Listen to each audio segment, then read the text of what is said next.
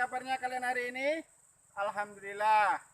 Mudah-mudahan tetap baik, sehat selalu ya. Nah, hari ini sebelum kita mulai pembelajaran daring, mari kita berdoa menurut agama dan kepercayaan masing-masing.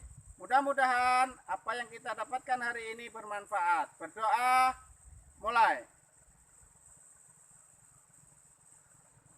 Berdoa, selesai. Nah, siapa di antara kalian yang pernah membuat mie goreng? Nah, pastinya sudah pernah membuat ya. Nah, bagaimana ya? Oh iya, jadi mie goreng itu adalah mie instan yang mudah sekali dibuat. Karena apa? Di situ ada aturan-aturannya, ada urutan-urutan dalam pembuatan mie goreng. Nah, ada tahapan-tahapannya ya.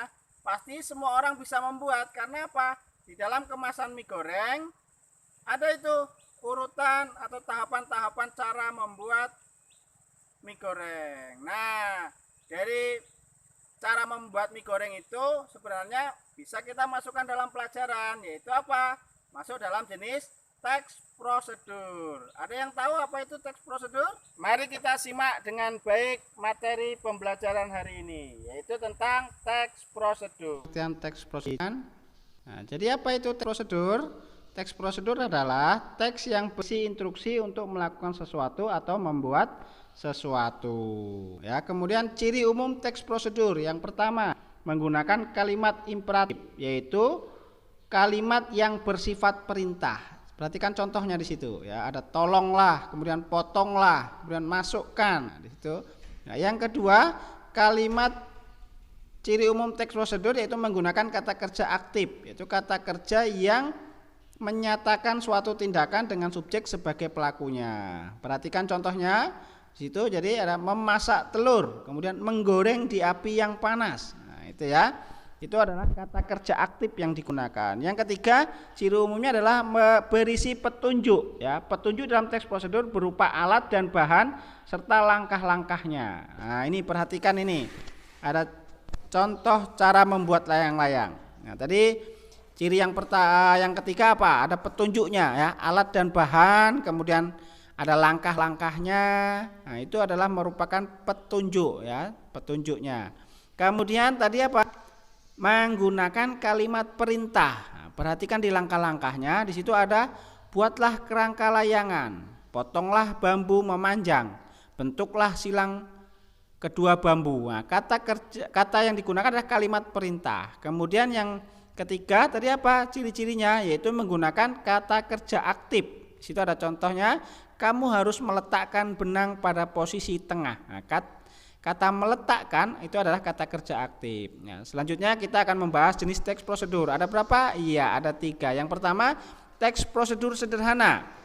Yang kedua, teks prosedur kompleks. Dan yang ketiga adalah teks prosedur protokol. Kita akan bahas satu persatu. Apa itu teks prosedur sederhana? Yaitu teks yang dibuat dengan sangat sederhana dan umumnya hanya terdiri dari 2 atau 4 langkah saja. Jadi teks prosedur sederhana ini sangat sederhana langkah-langkahnya. Coba kita perhatikan contoh ini, cara membuat telur mata sapi. Nah, itu ada langkah-langkahnya, ada alat dan bahannya. Nah, langkah-langkahnya sederhana, ada 4 langkah ya. Letakkan sedikit mentega, panaskan, pecahkan dan angkat. Nah, jadi langkahnya sederhana saja. Yang kedua, teks prosedur kompleks, yaitu teks yang berisi langkah-langkah atau tahapan tentang cara melakukan sesuatu secara mendetail dan lengkap.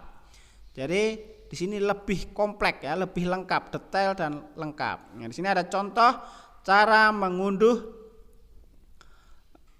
video di YouTube. Nah, perhatikan itu langkah-langkahnya. Ya, langkah-langkahnya lebih lengkap, lebih banyak ya, lebih mendetail urutannya dari pertama sampai yang ke-7.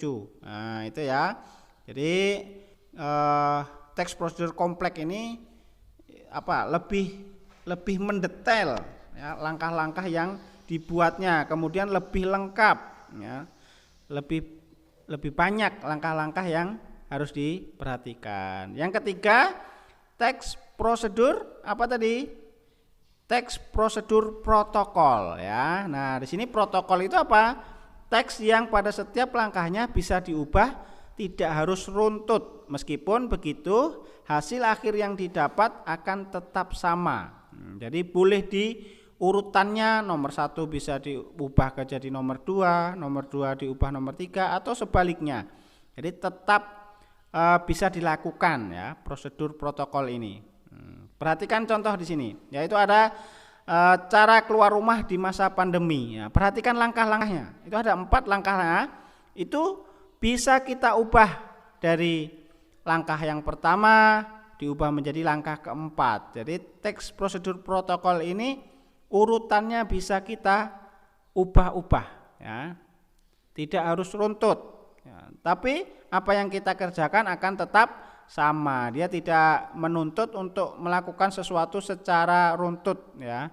Bisa kita balik, kita mau cuci tangan dulu boleh, mau menggunakan masker dulu boleh, atau mau menyemprotkan kendaraan dulu boleh ya, atau menyiapkan tas siaga dulu boleh. Nah, itu jadi kita bisa lakukan urutan-urutan. Nah, perhatikan ya, selanjutnya kalau tadi sudah jelas tentang materi teks prosedur, coba perhatikan soal berikut ya. Nah, oke, apa ciri umum teks prosedur di atas? Nah, silahkan dikerjakan ya, nanti ditulis kemudian dikirim ke WA. Nah, kira-kira sudah paham? Ya, mudah-mudahan paham. Kalau nanti tidak paham silahkan ya.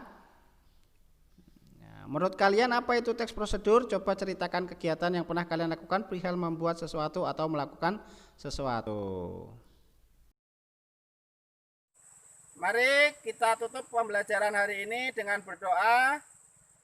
Semoga apa yang kalian pelajari hari ini dapat bermanfaat. Berdoa, mulai. Selesai. Ya, Bapak akhiri. Terima kasih, tetap semangat. Mudah-mudahan kalian di rumah sehat selalu. Kita tetap bisa belajar kapanpun dan dimanapun berada. Bapak akhiri. Wassalamualaikum warahmatullahi wabarakatuh. Semangat.